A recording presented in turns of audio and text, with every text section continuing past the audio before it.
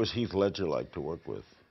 Fantastic. Speaking of makeup, when we first got there, I guess we rehearsed in England, in London, and so Heath and I were in the same trailer coming up with our looks, you know.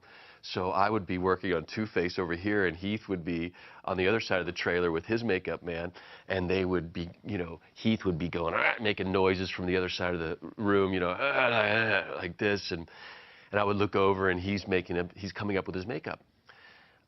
Which I thought was real special, you know, and then we would talk about it and that sort of thing. Wow. Just a really great guy. My one experience with Heath on the film was our scene together in the hospital bed, which is really my only scene with him. And it was, I was in the hospital bed that day, and I thought, well, I don't really have any lines. What am I going to do? And I had no idea what was going to happen. And so I got in the bed, and they were lighting, and Chris was walking around and doing things, and then Heath came around, and Heath was always in character. So he would come around and, you know, be talking to himself in the corner, like this.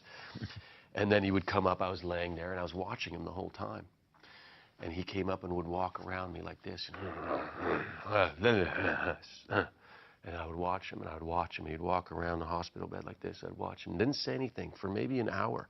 He would walk around. And then we'd watch him, and then he'd start saying his lines.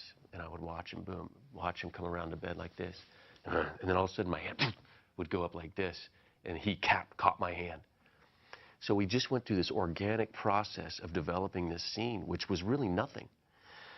And then when we came time to shoot, we had this thing beautifully choreographed, and, you know, we never said a word to each other. Wow. Yeah.